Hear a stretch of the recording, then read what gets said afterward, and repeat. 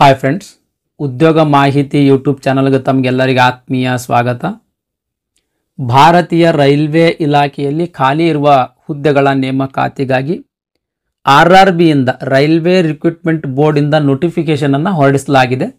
ಈ ನೋಟಿಫಿಕೇಷನ್ ಬಗ್ಗೆ ಸಂಪೂರ್ಣ ಮಾಹಿತಿ ಈ ವಿಡಿಯೋದೊಳಗಿರುತ್ತೆ. ಹಾಗಾಗಿ ವಿಡಿಯೋ ಸ್ಕಿಪ್ ಮಾಡಲಾರ್ದಂಗೆ ಕೊನೆ ತನಕ ನೋಡ್ರಿ. ಹುದ್ದೆಗಳ ಬಗ್ಗೆ ನೋಡೋದಾದ್ರೆ junior engineer, department of material superintendent, chemical and metallurgical assistant ಅಂದರೆ CMA ಅಂತ ಕರೀತಾರೆ ಶಾರ್ಟ್ ಫಾರ್ಮ್ ಆಗಿ. ಆಮೇಲೆ ಕೆಮಿಕಲ್ ಸೂಪರ್ವೈಸರ್ ರಿಸರ್ಚ್ ವಿಭಾಗ, ಆಮೇಲೆ ಮೆಟಲರ್ಜಿಕಲ್ ಸೂಪರ್ವೈಸರ್ ರಿಸರ್ಚ್ ವಿಭಾಗ. ಈ ರೀತಿಯ ಹುದ್ದೆಗಳ ಖಾಲಿ ಇರ್ತಕ್ಕಂಥದ್ದು. ಈ ಹುದ್ದೆಗಳಿಗೆ RRBದ ಅಫೀಸಿಯಲ್ ವೆಬ್ಸೈಟ್ಗೆ ಹೋಗಿ ಆನ್ಲೈನ್ ಮುಖಾಂತರ ಅರ್ಜಿಯನ್ನು ಸಲ್ಲಿಸಬೇಕು. ಅರ್ಜಿ ಸಲ್ಲಿಸ್ಲಕ್ಕೆ ಪ್ರಾರಂಭ ದಿನಾಂಕ ಜುಲೈ 30, 2024. ಅರ್ಜಿ ಸಲ್ಲಿಸ್ಲಕ್ಕೆ ಕೊನೆ ದಿನಾಂಕ ಆಗಸ್ಟ್ 29, 2024 ಆಗಿರ್ತದೆ. ಅಷ್ಟರೊಳಗೆ ನೀವು ಅರ್ಜಿಯನ್ನು ಸಲ್ಲಿಸಬೇಕು. ನೆಕ್ಸ್ಟ್ ವೇಕೆನ್ಸಿ ಡೀಟೇಲ್ಸ್ ಬಗ್ಗೆ ನೋಡೋದಂದ್ರೆ ಅಂದ್ರೆ ಎಷ್ಟು ಹುದ್ದೆಗಳು ಖಾಲಿ ಅದಾವ, ಆಮೇಲೆ ವೇತನ ಶ್ರೇಣಿ ಏನು ಅಂತ ಅನ್ನೋದ್ರ ಬಗ್ಗೆ ನೋಡೋದಾದ್ರೆ ಕೆಮಿಕಲ್ ಸೂಪರ್ವೈಸರ್ ಅಥವಾ ರಿಸರ್ಚ್ ಆ್ಯಂಡ್ ಮೆಟಲರ್ಜಿಕಲ್ ಸೂಪರ್ವೈಸರ್ ಈ ಹುದ್ದೆಗಳಿಗೆ 44,900 ರೂಪಾಯಿ ಪ್ರತಿ ತಿಂಗಳು ಪೇಮೆಂಟ್ ಇರ್ತದೆ ಸ್ನೇಹಿತರೆ. ಒಟ್ಟು 17 ಹುದ್ದೆಗಳು ಖಾಲಿ ಇರ್ತಕ್ಕಂಥದ್ದು. ಇದು ಗೋರಖ್ಪುರ್ RRBನಲ್ಲಿ ಮಾತ್ರ ಈ ಹುದ್ದೆಗಳು ಖಾಲಿ ಇರ್ತಕ್ಕಂಥದ್ದು. Next junior engineer, department of material superintendent, chemical and metallurgical assistant level 6 ಹುದ್ದೆಗಳ ಸ್ನೇಹಿತರೆ 35,400 ರೂಪಾಯಿ ಪ್ರತಿ ತಿಂಗಳದ ಪೇಮೆಂಟ್ ಇದು. 7,934 ಹುದ್ದೆಗಳಿರ್ತಕ್ಕಂಥದ್ದು. ಒಟ್ಟಾರೆಯಾಗಿ 7,951 ಹುದ್ದೆಗಳು ಖಾಲಿ ಇರ್ತಕ್ಕಂಥದ್ದು ಸ್ನೇಹಿತರೆ. ನೆಕ್ಸ್ಟ್ ವಯೋಮಿತಿ ಬಗ್ಗೆ ನೋಡೋದಾದ್ರೆ chemical supervisor, research and metallurgical supervisor ಈ ಹುದ್ದೆಗಳಿಗೆ ಅರ್ಜಿ ಸಲ್ಲಿಸಬೇಕಾಗಿತ್ತು ಅಂದ್ರೆ ಕನಿಷ್ಠ 18 ವರ್ಷ ವಯಸ್ಸಾಗಿರಬೇಕು, ಗರಿಷ್ಠ 33 ವರ್ಷ ಮೀರಿರಬಾರ್ದು. ನೆಕ್ಸ್ಟ್ ಜೂನಿಯರ್ ಎಂಜಿನಿಯರ್, ಆಮೇಲೆ department of material superintendent and chemical and metallurgical assistant ಈ ಹುದ್ದೆಗಳಿಗೆ ಅರ್ಜಿ ಸಲ್ಲಿಸಬೇಕಾಗಿತ್ತಂದ್ರೂ ಕೂಡ ಕನಿಷ್ಠ 18 ವರ್ಷ ವಯಸ್ಸಾಗಿರಬೇಕು, ಗರಿಷ್ಠ 33 ವರ್ಷ ಮೀರಿರಬಾರ್ದು. ಈ 33 ವರ್ಷಗಳ ವಯೋಮಿತಿಯ ಮೇಲೆ ಇನ್ ಅಡಿಷನ್ ಆಗಿ 3 ವರ್ಷದ ಏಜ್ ರಿಲ್ಯಾಕ್ಸೇಷನ್ ನೀಡಲಾಗ್ತದೆ. ಇದು ಎಲ್ಲ ಕೆಟಗರಿಯ ಅಭ್ಯರ್ಥಿಗಳಿಗೆ ಒನ್ ಟೈಮ್ ಆಗಿ ಒಂದು ಬಾರಿಗೆ ಮಾತ್ರ 3 ವರ್ಷದ ಏಜ್ ರಿಲ್ಯಾಕ್ಸೇಷನ್ ನೀಡಲಾಗ್ತದೆ. ಅಂದ್ರೆ ಎಲ್ಲಾ ಕೆಟಗರಿ ಅಭ್ಯರ್ಥಿಗಳು ಅಪ್ ಟು 36 ಇಯರ್ಸ್ ತನಕ ಅಂದ್ರೆ 36 ವರ್ಷ ವಯಸ್ಸಿನ ತನಕ ಅರ್ಜಿಯನ್ನು ಸಲ್ಲಿಸಬಹುದು. ಇನ್ ಅಡಿಷನ್ ಆಗಿ ಈ 36 ವರ್ಷದ ವಯೋಮಿತಿಯ ಮೇಲೆ ಇನ್ ಅಡಿಷನ್ ಆಗಿ ಏಜ್ ರಿಲ್ಯಾಕ್ಸೇಷನ್ ಅನ್ನ ನೀಡಲಾಗ್ತದೆ. ಈ ಏಜ್ ರಿಲ್ಯಾಕ್ಸೇಷನ್ ಅನ್ನ SC ಮತ್ತು ST ಕೆಟಗರಿಯ ಅಭ್ಯರ್ಥಿಗಳಿಗೆ 5 ವರ್ಷ, OBC ಕೆಟಗರಿಯ ಅಭ್ಯರ್ಥಿಗಳಿಗೆ 3 ವರ್ಷ, ಆಮೇಲೆ ಮಾಜಿ ಸೈನಿಕ ಅಭ್ಯರ್ಥಿ ಸಾಮಾನ್ಯ ವರ್ಗದವನಾಗಿದ್ದು ಅಂತಂದ್ರೆ 3 ವರ್ಷ, OBC ಕೆಟಗರಿಯವನಾಗಿದ್ದಂದ್ರೆ 6 ವರ್ಷ, SC ಅಥವಾ ST ಕೆಟಗರಿಯವನಾಗಿದ್ದಂದ್ರೆ 8 ವರ್ಷ. ಅದೇ ರೀತಿ ಅಂಗವಿಕಲ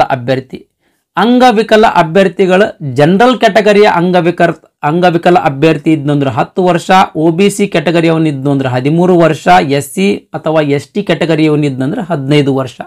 ಈ ರೀತಿ ಇನ್ ಅಡಿಷನ್ ಆಗಿ ಏಜ್ ರಿಲ್ಯಾಕ್ಸೇಷನ್ ಅನ್ನ ನೀಡಲಾಗ್ತದೆ. ಅದೇ ರೀತಿ ಇಲ್ಲಿ ವಿವಿಧ ರೀತಿಯ ಏಜ್ ರಿಲ್ಯಾಕ್ಸೇಷನ್ ಅದಾವ ಸ್ನೇಹಿತರೆ, ದಯಮಾಡಿ ವಿಡಿಯೋ ಪಾಸ್ ಮಾಡಿ ನೋಡ್ರಿ.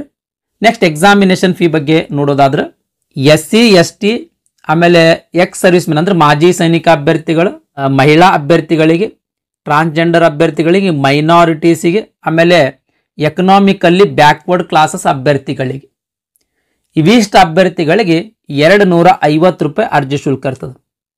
ಈ ಅಭ್ಯರ್ಥಿಗಳನ್ನ ಹೊರತುಪಡಿಸಿ ಉಳಿದಿರ್ತಕ್ಕಂಥ ಎಲ್ಲಾ ಅಭ್ಯರ್ಥಿಗಳಿಗೆ 500 ರೂಪಾಯಿ ಅರ್ಜಿ ಶುಲ್ಕ ಇರ್ತದೆ ಸ್ನೇಹಿತರೆ. ಈ 500 ಅರ್ಜಿ ಶುಲ್ಕ ಯಾರು ತುಂಬಿರ್ತೀರಿ ಅವರಿಗೆ 400 ರೂಪಾಯಿ ರಿಫಂಡ್ ಆಗ್ತದೆ, ಮತ್ತೆ ವಾಪಸ್ ಕೊಡ್ತಾರೆ. 250 ರೂಪಾಯಿ ಯಾರು ಅರ್ಜಿ ಶುಲ್ಕ ತುಂಬಿರಿ ಅವರಿಗೆ 250 ರೂಪಾಯಿ ಫುಲ್ ಅಮೌಂಟ್ ಏನಪ್ಪಾ ಅಂದ್ರೆ ರಿಫಂಡ್ ಮಾಡ್ಲಾಗ್ತದೆ. ಇದು ರಿಫಂಡ್ ಯಾವಾಗ ಮಾಡ್ಲಾಗ್ತದ? ಈ ರಿಫಂಡ್ ಯಾವಾಗ ಮಾಡ್ಲಾಗ್ತದೆ ಅಂತಂದ್ರೆ ಒಟ್ಟು 2 ಎಕ್ಸಾಮ್ ಇರ್ತಾವ. ಅದರಲ್ಲಿ ಮೊದಲನೇ ಎಕ್ಸಾಮ್ CBT 1 ಅಂತ ಬರ್ತದ. ಈ ಎಕ್ಸಾಮ್ಗೆ ಯಾರು ಅಟೆಂಡ್ ಆಗಿರ್ತೀರಿ ಅಂತ ಅಭ್ಯರ್ಥಿಗಳಿಗೆ ಮಾತ್ರ ಈ ಅಮೌಂಟ್ ಅನ್ನ ರೀಫಂಡ್ ಮಾಡ್ಲಾಗ್ತದೆ. ರೀಫಂಡ್ ಯಾವ ರೀತಿ ಮಾಡ್ಲಾಗ್ತದೆ ಅಂತ ಅನ್ನೋದ್ರ ಬಗ್ಗೆ ನೋಡೋದಾದ್ರೆ ಅರ್ಜಿ ತುಂಬುವಂತ ಸಂದರ್ಭದಲ್ಲಿ ಆ ಅರ್ಜಿಯಲ್ಲಿ name of the bank, name of account holder, account number ಮತ್ತು IFSC ಕೋಡ್ ಅನ್ನ ತುಂಬಲಕ್ಕೆ ಕೇಳ್ತಾರ. ಅಲ್ಲಿ ನಿಮ್ದು ಈ ಅಕೌಂಟ್ ಡೀಟೇಲ್ಸ್ ಅನ್ನು ತುಂಬಬೇಕು. ಸರಿಯಾದ ಅಕೌಂಟ್ ಡೀಟೇಲ್ಸ್ ನೀವೇನಾದರೂ ತುಂಬಿರಿ ಅಂತಂದ್ರೆ ನಿಮ್ಮ ಅಕೌಂಟಿಗೆ ಏನಂದ್ರೆ ಅಮೌಂಟನ್ನು ರೀಫಂಡ್ ಮಾಡಲಾಗ್ತದೆ ಸ್ನೇಹಿತರೆ. ಮತ್ತೊಮ್ಮೆ ಹೇಳೋದಾದ್ರೆ ಅಮೌಂಟ್ ರೀಫಂಡ್ ಎಲ್ಲರಿಗೂ ಮಾಡೋದಿಲ್ಲ. CBT 1 ಎಕ್ಸಾಮ್ ಯಾರು ಅಟೆಂಡ್ ಆಗ್ತೀರಿ ಅವರಿಗೆ ಮಾತ್ರ ಅಮೌಂಟ್ ರೀಫಂಡ್ ಮಾಡಲಾಗ್ತದೆ. ಇನ್ ಕೇಸ್ ಈ ಕಂಪ್ಯೂಟರ್ 1 ಎಕ್ಸಾಮ್ಗೆ ಅಟೆಂಡ್ ಆಗಲಿಲ್ಲ ಅಂತಂದ್ರೆ ನಿಮಗೆ ಅಮೌಂಟ್ ರೀಫಂಡ್ ಮಾಡಲ್ಲ. ನೆಕ್ಸ್ಟ್ ಎಜುಕೇಷನ್ ಕ್ವಾಲಿಫಿಕೇಶನ್ ಬಗ್ಗೆ ನೋಡೋದಾದ್ರೆ ಜೂನಿಯರ್ ಇಂಜಿನಿಯರಿಂಗ್ದೊಳಗೆ ವಿವಿಧ ರೀತಿಯ ಎಂಜಿನಿಯರಿಂಗ್ ಹುದ್ದೆಗಳದಾವ ಸ್ನೇಹಿತರೆ. ಅಲ್ಲಿ ಮೆಕ್ಯಾನಿಕಲ್ ಆ್ಯಂಡ್ ಅಲೈಡ್ ಎಂಜಿನಿಯರಿಂಗ್ ಹುದ್ದೆಗಳಿಗೆ ಅರ್ಜಿ ಸಲ್ಲಿಸಬೇಕಾಗಿತ್ತು ಅಂತ ತಿಳ್ಕೊಳ್ರಿ. ಇವಿಷ್ಟು ಸ್ಟ್ರೀಮ್ ಅದಾವ. ಇಲ್ಲಿ ಇವಿಷ್ಟು ಸ್ಟ್ರೀಮ್ನೊಳಗೆ ಯಾವುದಾದ್ರೂ ಒಂದು ಸ್ಟ್ರೀಮ್ದೊಳಗೆ ಡಿಪ್ಲೊಮಾ ಅಥವಾ ಡಿಪ್ಲೊಮಾ ಆಗಿರ್ಬೋದು ಅಥವಾ BE ಆಗಿರ್ಬೋದು ಮುಗಿಸಿದ ಎರಡರೊಳಗೆ ಒಂದು ಪಾಸ್ ಮಾಡಿದ್ರಿ ಅಂತಂದ್ರೆ ನೀವು ಅರ್ಜಿಯನ್ನು ಸಲ್ಲಿಸ್ಬೋದು. ಅಂದ್ರೆ mechanical engineering, production engineering, automobile engineering, manufacturing engineering, mechatronics engineering, industrial engineering, machining engineering, tools and machining engineering, tools and die making engineering, ಆಮೇಲೆ ಎಲೆಕ್ಟ್ರಿಕಲ್ ಎಂಜಿನಿಯರಿಂಗ್. ಇವಿಷ್ಟು ಎಂಜಿನಿಯರಿಂಗ್ದೊಳಗೆ ಯಾವುದಾದ್ರೂ ಒಂದು ಇಂಜಿನಿಯರಿಂಗ್ದೊಳಗೆ ಡಿಪ್ಲೊಮಾ ಅಥವಾ BE ಎಂಜಿನಿಯರಿಂಗ್ ಪಾಸ್ ಮಾಡಿದ್ರಿ ಅಂತಂದ್ರೆ ನೀವು ಈ ಹುದ್ದೆಗಳಿಗೆ ಅರ್ಜಿಯನ್ನು ಸಲ್ಲಿಸ್ಬೋದು. ಅದೇ ರೀತಿ ಈ electrical and allied engineering, electronics and allied engineering, civil and allied engineering ಇಲ್ಲಿ ಸ್ಟ್ರೀಮ್ಗಳು ಕೊಟ್ಟಾರ. ಇವು ಸ್ಟ್ರೀಮ್ದೊಳಗೆ ಯಾವುದಾದ್ರೂ ಒಂದು ಸ್ಟ್ರೀಮ್ನಲ್ಲಿ ಡಿಪ್ಲೊಮಾ ಅಥವಾ BE ಎರಡರೊಳಗೆ ಒಂದು ಪಾಸ್ ಮಾಡಿದ್ರೆ ಅರ್ಜಿಯನ್ನು ಸಲ್ಲಿಸ್ಬೋದು. ದಯಮಾಡಿ ವಿಡಿಯೋ ಪಾಸ್ ಮಾಡಿ ನೋಡ್ರಿ. Next CMA. ಈ CMA ಹುದ್ದೆಗಳಿಗೆ ಅರ್ಜಿ ಸಲ್ಲಿಸಬೇಕಾಗಿತ್ತು ಅಂತಂದ್ರೆ ಕೆಮಿಸ್ಟ್ರಿ ಆ್ಯಂಡ್ ಫಿಸಿಕ್ಸ್ ವಿಷಯದಲ್ಲಿ BSc ಪಾಸ್ ಮಾಡಿರ್ಬೇಕು. ಕೆಮಿಸ್ಟ್ರಿ ಆ್ಯಂಡ್ ಫಿಸಿಕ್ಸ್ ವಿಷಯದಲ್ಲಿ BSc ಪಾಸ್ ಮಾಡಿದ್ರಿ ಅಂತಂದ್ರೆ ನೀವು CMA ಹುದ್ದೆಗಳಿಗೆ ಅರ್ಜಿಯನ್ನು ಸಲ್ಲಿಸಬಹುದು. Next chemical and metallurgical supervisor ಯಾವುದಾದ್ರೂ ಒಂದು ಪದವಿ ಪಾಸ್ ಮಾಡಿದ್ರೆ ಸಾಕು, ಈ ಹುದ್ದೆಗಳಿಗೆ ಅರ್ಜಿಯನ್ನು ಸಲ್ಲಿಸಬಹುದು. ಅದೇ ರೀತಿ ಕೆಮಿಕಲ್ ಟೆಕ್ನಾಲಜಿಗೆ ಈಕ್ವಲೆಂಟ್ ಆಗಿರ್ತಕ್ಕಂಥ ಪದವಿ ಪಾಸ್ ಮಾಡಿದ್ರು ಕೂಡ ಅರ್ಜಿ ಸಲ್ಲಿಸಬಹುದು. ಅದೇ ರೀತಿ ಮೆಟಲರ್ಜಿಕಲ್ ಎಂಜಿನಿಯರಿಂಗ್ ಸಂಬಂಧಿಸಿದಂಗ ಈಕ್ವಲೆಂಟ್ ಪದವಿ ಪಾಸ್ ಮಾಡಿದ್ರು ಕೂಡ ನೀವು ಅರ್ಜಿಯನ್ನು ಸಲ್ಲಿಸಬಹುದು.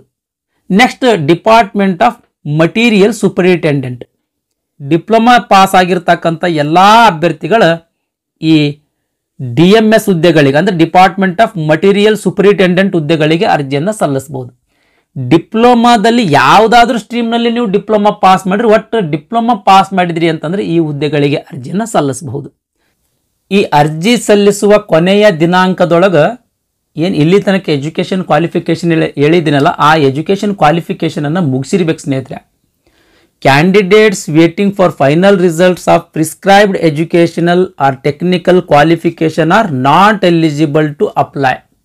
ಅಂದ್ರೆ ನಿಮ್ದು ಎಜುಕೇಷನ್ ಕ್ವಾಲಿಫಿಕೇಶನ್ ಕಂಪ್ಲೀಟ್ ಆಗಿರಲಿಲ್ಲ, ಇನ್ನು ನೀವು ಫೈನಲ್ ಇಯರ್ ಎಕ್ಸಾಮ್ ಬರೆದು ರಿಸಲ್ಟಿಗೆ ವೇಟ್ ಮಾಡ್ತಾ ಇದ್ದೀರಿ ಅಂತಂದ್ರೆ ಅಂಥವರು ಈ ಹುದ್ದೆಗಳಿಗೆ ಅರ್ಜಿ ಸಲ್ಲಿಸ್ಲಾಕ್ ಎಲಿಜಿಬಲ್ ಇರಂಗಿಲ್ಲ. ನೆಕ್ಸ್ಟ್ ರಿಕ್ರೂಟ್ಮೆಂಟ್ ಪ್ರೋಸೆಸ್ ಬಗ್ಗೆ ನೋಡೋಣ ಸ್ನೇಹಿತರೆ. ಅಂದ್ರೆ ನೇಮಕಾತಿ ಹಂತದ ಬಗ್ಗೆ ನೋಡೋಣ. First stage computer based test, second stage computer based test, document verification, ಆಮೇಲೆ ಮೆಡಿಕಲ್ ಎಕ್ಸಾಮಿನೇಷನ್. ಇವಿಷ್ಟು ಹಂತಗಳಲ್ಲಿ ನೇಮಕಾತಿ ನಡೀತದ. 2 ಎಕ್ಸಾಮ್ ಬರ್ತವೆ ಇಲ್ಲಿ. ಕಂಪ್ಯೂಟರ್ ಬೇಸ್ಡ್ ಟೆಸ್ಟ್ ಒಂದು, ಕಂಪ್ಯೂಟರ್ ಬೇಸ್ಡ್ ಟೆಸ್ಟ್. ಈ computer based test qualifying nature ಆಗಿರ್ತದೆ. ಅಂದ್ರೆ ಈ ಕಂಪ್ಯೂಟರ್ ಬೇಸ್ಡ್ ಟೆಸ್ಟ್ ಎಕ್ಸಾಮ್ದೊಳಗೆ ಪಾಸ್ ಆದ್ರೆ ಮಾತ್ರ ನಿಮಗೆ ಕಂಪ್ಯೂಟರ್ ಟೆಸ್ಟ್ 2ಕ್ಕೆ ಅಲೋ ಮಾಡ್ತಾರೆ, ಎಲಿಜಿಬಲ್ ಮಾಡ್ತಾರೆ. ಇನ್ ಕೇಸ್ ಕಂಪ್ಯೂಟರ್ 1 ಎಕ್ಸಾಮ್ದೊಳಗೆ ನೀವು ಪಾಸ್ ಆಗಲಿಲ್ಲ ಅಂತಂದ್ರೆ ಕಂಪ್ಯೂಟರ್ ಟೆಸ್ಟ್ 2ಕ್ಕೆ ಏನದಲ್ಲ ಕಂಪ್ಯೂಟರ್ ಬೇಸ್ಡ್ ಟೆಸ್ಟ್ 2ಕ್ಕೆ ಎಲಿಜಿಬಲ್ ಮಾಡಂಗಿಲ್ಲ. ಕಂಪ್ಯೂಟರ್ ಟೆಸ್ಟ್ 1 ಎಷ್ಟು ಮಾರ್ಕ್ಸ್ ತಗೊಂಡ್ರೆ ಪಾಸ್ ಆದಂಗ ಅಂತ ಅನ್ನೋದ್ರ ಬಗ್ಗೆ ನೋಡೋದಾದ್ರೆ ಅನ್ರಿಸರ್ವ್ಡ್ ಕ್ಯಾಟಗರಿ ಅಭ್ಯರ್ಥಿಗಳಿದ್ರೆ ಅಂದ್ರೆ 40% ಅಂಕಗಳು, EWS ದವರಿಗೆ 40%, OBC ದವರಿಗೆ 30%, SC ಕ್ಯಾಟಗರಿಗೆ 30%, ST ಕ್ಯಾಟಗರಿಗೆ 25%. 100 ಮಾರ್ಕ್ಸ್ಗೆ ಇವಿಷ್ಟು ಪರ್ಸೆಂಟ್ ಅಂಕಗಳು ತಗೊಂಡಿರಿ ಅಂತಂದ್ರೆ ನೀವು computer based test 1 exam pass ಆದಂಗ. ಆದ್ರೆ ಇದರೊಳಗನೆ ಅತಿ ಹೆಚ್ಚು ಅಂಕ ಗಳಿಸಿರ್ತಕ್ಕಂಥ ಒಂದು ಹುದ್ದೆಗೆ 15 ಜನ ಅಭ್ಯರ್ಥಿಗಳಂತೆ CBT 2ಕ್ಕೆ ಏನು ಮಾಡ್ತಾರ ಎಲಿಜಿಬಲ್ ಮಾಡ್ತಾರೆ ಸ್ನೇಹಿತರೆ. ಈ CBT 1 ಅತಿ ಹೆಚ್ಚು ಅಂಕ ಗಳಿಸಿರ್ತಕ್ಕಂಥ ಅಭ್ಯರ್ಥಿಗಳಿಗೆ CBT ಟೆಸ್ಟ್ 2ಕ್ಕೆ ಎಲಿಜಿಬಲ್ ಮಾಡ್ತಾರ. CBT ಟೆಸ್ಟ್ 2 ಒಳಗೆ ಅತಿ ಹೆಚ್ಚು ಅಂಕ ಗಳಿಸಿರ್ತಕ್ಕಂಥ ಅಭ್ಯರ್ಥಿಗಳನ್ನ ಡಾಕ್ಯುಮೆಂಟ್ ವೆರಿಫಿಕೇಶನ್ಗೆ ಎಲಿಜಿಬಲ್ ಮಾಡ್ತಾರೆ. ನೆಕ್ಸ್ಟ್ ಅದಾದ್ಮೇಲೆ ಮೆಡಿಕಲ್ ಎಕ್ಸಾಮ್, ಎಲ್ಲ ಮೆಡಿಕಲ್ ಎಕ್ಸಾಮ್ದಲ್ಲಿಯೂ ಪಾಸ್ ಆದಿರಿ ಅಂತಂದ್ರೆ ನಿಮ್ಮನ್ನು ನೇಮಕಾತಿ ಮಾಡಿಕೊಳ್ಳಾಗ್ತದೆ. ಇನ್ನು CBT ಒಂದು ಎಕ್ಸಾಮ್ದು ಡಿಟೇಲ್ ಬಗ್ಗೆ ನೋಡೋದಾದ್ರೆ 100 ಮಾರ್ಕ್ಸಿಂದ ಕ್ವಶನ್ ಪೇಪರ್ ಇರ್ತದೆ ಸ್ನೇಹಿತರೆ. ಒಟ್ಟು 100 ಕ್ವಶನ್ಗಳು ಬಂದಿರ್ತಾವ. ಪ್ರತಿ ಪ್ರಶ್ನೆಗೆ ಒಂದೊಂದು ಅಂಕಗಳಂತ 100 ಮಾರ್ಕ್ಸಿಂದ ಕ್ವಶನ್ ಪೇಪರ್ ಆಗಿರ್ತದೆ. ಈ 100 ಮಾರ್ಕ್ಸ್ ಒಳಗೆ ಯಾವ ಸಬ್ಜೆಕ್ಟ್ಗೆ ಎಷ್ಟೆಷ್ಟು ಮಾರ್ಕ್ಸ್ ಬರ್ತಾವ ಅಂತ ಅನ್ನೋದ್ರ ಬಗ್ಗೆ ನೋಡೋದಾದ್ರೆ ಮ್ಯಾಥಮೆಟಿಕ್ಸ್ 30 ಅಂಕಗಳು, ಜನರಲ್ ಇಂಟೆಲಿಜೆನ್ಸ್ ಆ್ಯಂಡ್ ರೀಸನಿಂಗ್ 25 ಅಂಕಗಳು, ಜನರಲ್ ಅವೇರ್ನೆಸ್ 15 ಅಂಕಗಳು, ಜನರಲ್ ಸೈನ್ಸ್ 30 ಅಂಕಗಳು. ಈ ರೀತಿ ಏನಂದ್ರೆ ಈ ಸಬ್ಜೆಕ್ಟ್ಗೆ ಸಂಬಂಧಪಟ್ಟಂಗೆ ಅಂಕಗಳನ್ನು ಎಕ್ಸಾಮ್ದಲ್ಲಿ ಕೇಳಲಾಗ್ತದೆ ಅಂತ ಇಲ್ಲಿ ಮೆನ್ಷನ್ ಮಾಡಿದ್ದಾರೆ ಸ್ನೇಹಿತರೆ. ಬಟ್ ಎಕ್ಸಾಮ್ದಲ್ಲಿ ಕ್ವಶನ್ ಪೇಪರ್ನಲ್ಲಿ ಒಂದು ಸ್ವಲ್ಪ ಹೆಚ್ಚು ಕಡಿಮೆ ಆಗಬಹುದು. 100 ಮಾರ್ಕ್ಸಿಂದ ಏನು ಎಕ್ಸಾಮ್ ಇರ್ತದಲ್ಲ ಸ್ನೇಹಿತರೆ, ಇದು 90 ನಿಮಿಷ ಸಮಯಾವಕಾಶ ಇರ್ತದೆ. 1.5 ತಾಸು ಸಮಯಾವಕಾಶ ಇರ್ತದೆ. 1.5 ತಾಸೊಳಗೆ ನೀವು ಈ ಎಕ್ಸಾಮನ್ನು ಬಿಡಿಸ್ಬೇಕು. ಫುಲ್ ಸಿಲೆಬಸ್ ಇಲ್ಲಿ ಕೊಟ್ಟರೆ ಸ್ನೇಹಿತರೆ ದಯಮಾಡಿ ವಿಡಿಯೋ ಪಾಸ್ ಮಾಡಿ ನೋಡ್ರಿ. ನೆಕ್ಸ್ಟ್ ಕಂಪ್ಯೂಟರ್ ಬೇಸ್ಡ್ ಎಕ್ಸಾಮ್ 2 ನೋಡಮ್ ಸ್ನೇಹಿತರೆ. ಸೆಕೆಂಡ್ ಕಂಪ್ಯೂಟರ್ ಬೇಸ್ಡ್ ಎಕ್ಸಾಮ್ 150 ಮಾರ್ಕ್ಸಿಂದ ಎಕ್ಸಾಮ್ ಆಗಿರ್ತದೆ. ಇಲ್ಲಿಯೂ ಕೂಡ ಸಿಲೆಬಸ್ ಕೊಟ್ಟರೆ ಸ್ನೇಹಿತರೆ ಯಾವ್ಯಾವ ಸಬ್ಜೆಕ್ಟ್ಗೆ ಸಂಬಂಧಪಟ್ಟಂಗೆ ಎಷ್ಟೆಷ್ಟು ಅಂಕಗಳನ್ನು ಕೇಳಲಾಗ್ತದೆ ಅಂತ ಇಲ್ಲಿ ಕೊಟ್ಟರೆ ಸ್ನೇಹಿತರೆ ದಯಮಾಡಿ ವಿಡಿಯೋ ಪಾಸ್ ಮಾಡಿ ನೋಡ್ರಿ. 120 ನಿಮಿಷ ಸಮಯಾವಕಾಶ ಇರ್ತದೆ, ಅಂದ್ರೆ 2 ತಾಸು ಸಮಯಾವಕಾಶ ಇರ್ತದೆ ಸ್ನೇಹಿತರೆ. ಇದರೊಳಗೆ ಅತಿ ಹೆಚ್ಚು ಅಂಕ ಗಳಿಸಿರ್ತಕ್ಕಂಥ ಅಭ್ಯರ್ಥಿಗಳನ್ನು ನೇಮಕಾತಿ ಮಾಡಿಕೊಳ್ಳಲಾಗ್ತದೆ. ಈ ಎರಡೂ ಎಕ್ಸಾಮ್ಗಳಿಗೆ ನೆಗೆಟಿವ್ ಅಂಕ ಇರ್ತದೆ. 1/3 ನೆಗೆಟಿವ್ ಅಂಕ ಇರ್ತದೆ ಸ್ನೇಹಿತರೆ. ಅಂದ್ರೆ 0.33 ಮಾರ್ಕ್ಸ್ ನೆಗೆಟಿವ್ ಅಂಕ ಇರ್ತದೆ. ಯಾವುದಾದ್ರೂ ಒಂದು ಉತ್ತರ ನೀವು ತಪ್ಪು ಟಿಕ್ ಮಾಡಿದ್ರಿ ಅಂತಂದ್ರೆ 0.33 ಮಾರ್ಕ್ಸ್ ನೀವು ತೆಗೆದುಕೊಂಡಿರ್ತಕ್ಕಂಥ ಅಂಕಗಳಲ್ಲಿ ಡಿಡಕ್ಟ್ ಮಾಡಲಾಗ್ತದೆ. ನೆಕ್ಸ್ಟ್ ಹೌ ಟು ಅಪ್ಲೈ, ಅರ್ಜಿಯನ್ನು ಯಾವ ರೀತಿ ಸಲ್ಲಿಸುವುದು ಅಂತ ಅನ್ನೋದಕ್ಕೆ ಸಂಬಂಧಪಟ್ಟಂಗೆ ಇಲ್ಲಿ ಗೈಡ್ಲೈನ್ಸ್ ಕೊಟ್ಟರೆ ಸ್ನೇಹಿತರೆ ದಯಮಾಡಿ ವಿಡಿಯೋ ಪಾಸ್ ಮಾಡಿ ನೋಡ್ರಿ. ಈ ನೋಟಿಫಿಕೇಶನನ್ನು ಟೆಲಿಗ್ರಾಮ್ ಚಾನಲ್ಗೆ ಶೇರ್ ಮಾಡಿರ್ತೀನಿ. ಟೆಲಿಗ್ರಾಮ್ ಚಾನಲ್ದ ಲಿಂಕ್ ಈ ವಿಡಿಯೋದ ಡಿಸ್ಕ್ರಿಪ್ಷನ್ದಾಗ ಕೊಟ್ಟಿರ್ತೀನಿ. ಯಾರು ಇನ್ನೂ ತನಕ ಟೆಲಿಗ್ರಾಮ್ ಚಾನಲ್ ಜಾಯ್ನ್ ಆಗಿಲ್ಲ ಕೂಡಲೇ ಟೆಲಿಗ್ರಾಮ್ ಚಾನಲನ್ನು ಜಾಯ್ನ್ ಆಗಿ ಈ ನೋಟಿಫಿಕೇಶನನ್ನು ಡೌನ್ಲೋಡ್ ಮಾಡಿಕೊಂಡು ಮತ್ತೊಮ್ಮೆ ಇದು ಅರ್ಜಿ ಹೆಂಗೆ ಸಲ್ಲಿಸ್ಬೇಕಂತ ಒಮ್ಮೆ ಗೈಡ್ಲೈನ್ಸನ್ನು ಓದ್ಕೊಳ್ಳಿ ಸ್ನೇಹಿತರೆ. ಓದ್ಕೊಂಡು ತದನಂತರ ಅರ್ಜಿಯನ್ನು ಸಲ್ಲಿಸ್ರಿ. ಆದರೂ ಕೂಡ ನಾನು ಅರ್ಜಿ ಹೆಂಗೆ ಸಲ್ಲಿಸ್ಬೇಕಂತ ಅನ್ನೋದಕ್ಕೆ ಸಂಬಂಧಿಸಿದಂಗೆ ಒಂದು ವಿಡಿಯೋ ಅಪ್ಲೋಡ್ ಮಾಡ್ತೀನಿ. ಆ ವಿಡಿಯೋ ಕೂಡ ನೋಡಿ ನೀವು ಅರ್ಜಿಯನ್ನು ಸಲ್ಲಿಸಬಹುದು. ನೆಕ್ಸ್ಟ್ ಇಲ್ಲಿ ಲೀಸ್ಟ್ ಆಫ್ RRBs ಕೊಟ್ಟರೆ ಸ್ನೇಹಿತರೆ ನಮ್ದು ಬೆಂಗಳೂರು RRB, ಬೆಂಗಳೂರದ RRBದ ಅಫೀಷಿಯಲ್ ವೆಬ್ಸೈಟ್ ಇದಾದ ಸ್ನೇಹಿತರೆ. ಈ ಅಫೀಷಿಯಲ್ ವೆಬ್ಸೈಟ್ಗೆ ಹೋಗಿ ನೀವು ಅರ್ಜಿಯನ್ನು ಸಲ್ಲಿಸ್ಬೇಕು. ನೀವು ಏನು ಹುದ್ದೆಗಳದಾವಲ್ಲ ಇವಿಷ್ಟು RRBಗಳಲ್ಲಿ ಯಾವುದಾದ್ರೂ ಒಂದು RRBಗೆ ಒಂದು ಅರ್ಜಿ ಮಾತ್ರ ಸಲ್ಲಿಸ್ಬೇಕು. ನಾನಿಲ್ಲಿ ಬೆಂಗಳೂರು RRBಗೆ ಒಂದು ಅರ್ಜಿ ಸಲ್ಲಿಸ್ತೀನಿ, ಆಮೇಲೆ ಇಲ್ಲಿ ಪಾಟ್ನಾ RRBಗೆ ಒಂದು ಅರ್ಜಿ ಸಲ್ಲಿಸ್ತೀನಿ, ಇಲ್ಲಿ ಬಿಲಾಸ್ಪುರ RRBಗೆ ಒಂದು ಅರ್ಜಿ ಸಲ್ಲಿಸ್ತೀನಿ ಅಂತಂದ್ರೆ ನಿಮ್ದು ಎಲ್ಲ ಅರ್ಜಿಗಳ ರಿಜೆಕ್ಟ್ ಮಾಡ್ತಾರೆ ಸ್ನೇಹಿತರೆ. ಹಾಗಾಗಿ ನೀವು ಒಂದು ಅಪ್ಲಿಕೇಶನ್ ಮಾತ್ರ ಸಲ್ಲಿಸ್ರಿ. ಯಾವುದಾದ್ರೂ RRBಗೆ ಅರ್ಜಿ ಸಲ್ಲಿಸ್ರಿ, ಒಂದೇ ಅರ್ಜಿ ಸಲ್ಲಿಸ್ಬೇಕು. ನೀವು ಬೆಂಗಳೂರು RRBಗಾದ್ರೂ ಅರ್ಜಿ ಸಲ್ಲಿಸ್ರಿ ಅಥವಾ ಬೇರೆ RRBಗಾದ್ರೂ ಅರ್ಜಿ ಸಲ್ಲಿಸ್ರಿ. ಒಟ್ಟು ಒಂದು ಅರ್ಜಿ ಮಾತ್ರ ಸಲ್ಲಿಸ್ಬೇಕು ಸ್ನೇಹಿತರೆ. ಒಂದಕ್ಕಿಂತ ಹೆಚ್ಚು ಅರ್ಜಿ ಸಲ್ಲಿಸಿದ್ರಿ ಅಂತಂದ್ರೆ ನಿಮ್ಗೆ ಎಲ್ಲ ಅರ್ಜಿಗಳು ರಿಜೆಕ್ಟ್ ಮಾಡಲಾಗ್ತದೆ. ನೆಕ್ಸ್ಟ್ ಎಕ್ಸಾಮ್ 2 ಎಕ್ಸಾಮ್ ಇರ್ತಾವ ಅಂತ ಹೇಳಿದೆ. ಎಕ್ಸಾಮ್ ಯಾವ ಭಾಷೆಯೊಳಗೆ ಇರ್ತಾವ ಅಂತ ಅನ್ನೋದ್ರ ಬಗ್ಗೆ ನೋಡೋದಾದ್ರೆ ಇಂಗ್ಲಿಷ್ ಭಾಷೆಯೊಳಗಿರ್ತದೆ. ಅದರ ಜೊತೆಗೆ ಕನ್ನಡ ಭಾಷೆಯೊಳಗೂ ಕೂಡ ಎಕ್ಸಾಮ್ ಇರ್ತದೆ. ಕನ್ನಡ ಭಾಷೆಯೊಳಗೂ ಎಕ್ಸಾಮ್ ಇರ್ತದೆ. ಅರ್ಜಿ ತುಂಬಬೇಕಾದ್ರೆ ಅಲ್ಲಿ ಮೀಡಿಯಮ್ ಆಫ್ ಎಕ್ಸಾಮಿನೇಷನ್ ಅಂತ ಕೇಳಿರ್ತಾನೆ. ನೀವು ಕನ್ನಡ ಸೆಲೆಕ್ಟ್ ಮಾಡಿದ್ರಿ ಅಂತಂದ್ರೆ ನಿಮಗೆ ಎಕ್ಸಾಮ್ದು ಕ್ವಶನ್ ಪೇಪರ್ ಕನ್ನಡದೊಳಗೂ ಕೂಡ ಕೊಡಲಾಗ್ತದೆ ಸ್ನೇಹಿತರೆ. ಅಂದ್ರೆ ಕಂಪ್ಯೂಟರ್ ಪರದೆಯ ಮೇಲೆ ಕನ್ನಡದಲ್ಲಿ ಕ್ವಶನ್ಸ್ಗಳು ಕಾಣ್ತಾವೆ. Next modification of application. ಈಗ ಅರ್ಜಿ ಸಲ್ಲಿಸಿರಿ, ಆ ಅರ್ಜಿಯೊಳಗೆ ಏನಾದರೂ ಕರೆಕ್ಷನ್ ಮಾಡಬೇಕಾಗಿತ್ತು ಅಂತ ತಿಳ್ಕೊಳ್ರಿ. ಕರೆಕ್ಷನ್ ಮಾಡ್ಲಕ್ಕೆ ಆಗಸ್ಟ್ 30, 2024 ಸ್ಟಾರ್ಟ್ ಆಗಿ ಸೆಪ್ಟೆಂಬರ್ 8, 2024 ತನಕ ಸಮಯಾವಕಾಶ ಇರ್ತದೆ. ಅಲ್ಲಿ ತನಕ ನೀವು ಅಪ್ಲಿಕೇಶನನ್ನು ಕರೆಕ್ಷನ್ ಮಾಡ್ಬೋದು. ಆಗಸ್ಟ್ 30ರಿಂದ ಸೆಪ್ಟೆಂಬರ್ 8ನೇ ತಾರೀಕು ತನಕ ನೀವು ಅಪ್ಲಿಕೇಶನನ್ನು ಕರೆಕ್ಷನ್ ಮಾಡಿ ಮತ್ತೊಮ್ಮೆ ಸಬ್ಮಿಟ್ ಮಾಡ್ಬೋದು ಸ್ನೇಹಿತರೆ. ಅಪ್ಲಿಕೇಶನ್ ಕರೆಕ್ಟ್ ಮಾಡಿದ ಮೇಲೆ 250 ರೂಪಾಯಿ ಅರ್ಜಿ ಶುಲ್ಕ ತುಂಬಿ ನೀವು ಅಪ್ಲಿಕೇಶನನ್ನು ಸಬ್ಮಿಟ್ ಮಾಡಬೇಕಾಗ್ತದೆ ಸ್ನೇಹಿತರೆ. ಹಾಗಾಗಿ ಈ 250 ರೂಪಾಯಿ ಅನವಶ್ಯಕವಾಗಿ ತುಂಬಕ್ಕೆ ಹೋಗ್ಬೇಡ್ರಿ. ಅರ್ಜಿ ಸಲ್ಲಿಸುವಂಥ ಸಂದರ್ಭದಲ್ಲಿಯೇ ನೀವು ಕರೆಕ್ಟಾಗಿ ಅರ್ಜಿಯನ್ನು ಸಲ್ಲಿಸ್ರಿ ಸ್ನೇಹಿತರೆ.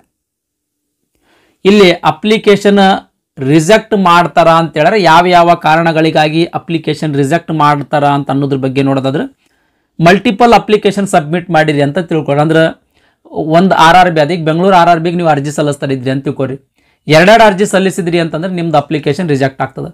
ಅದೇ ರೀತಿ ಒಂದಕ್ಕಿಂತ ಹೆಚ್ಚು RRBಗಳಿಗೆ ನೀವು ಅರ್ಜಿ ಸಲ್ಲಿಸಿರಿ ಅಂತ ತಿಳ್ಕೊರಿ, ಬೆಂಗಳೂರಿಗೆ ಒಂದು ಅರ್ಜಿ ಸಲ್ಲಿಸಿರಿ, ಪಾಟ್ನಾಗ ಒಂದು ಅರ್ಜಿ ಸಲ್ಲಿಸಿರಿ, ಚಂಡೀಗಢ ಒಂದು ಅರ್ಜಿ ಸಲ್ಲಿಸಿರಿ, ಈ ರೀತಿ ಅರ್ಜಿ ಸಲ್ಲಿಸಿರಿ ಅಂತಂದ್ರೂ ಕೂಡ ನಿಮ್ದು ಅರ್ಜಿ ಏನಾಗ್ತದ, ರಿಜೆಕ್ಟ್ ಆಗ್ತವ.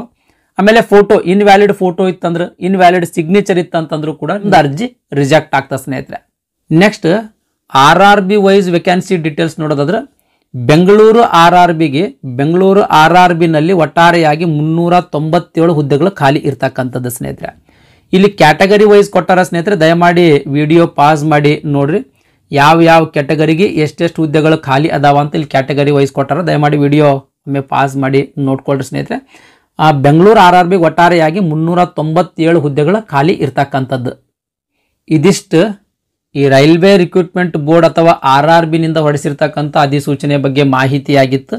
ಈ ವಿಡಿಯೋ ಇಷ್ಟ ಆಗಿತ್ತು ಅಂದರೆ ದಯಮಾಡಿ ಲೈಕ್ ಬಟನ್ ಮೇಲೆ ಪ್ರೆಸ್ ಮಾಡಿರಿ. ಅದೇ ರೀತಿ ನಿಮ್ಮ ಫ್ರೆಂಡ್ಸರಿಗೂ ಕೂಡ ಶೇರ್ ಮಾಡಿರಿ ಅಂತ ವಿನಂತಿಸಿಕೊಳ್ತಾ ಇವತ್ತಿನ ವಿಡಿಯೋವನ್ನು ಮುಗಿಸ್ತಾ ಇದ್ದೀನಿ. ಧನ್ಯವಾದಗಳು.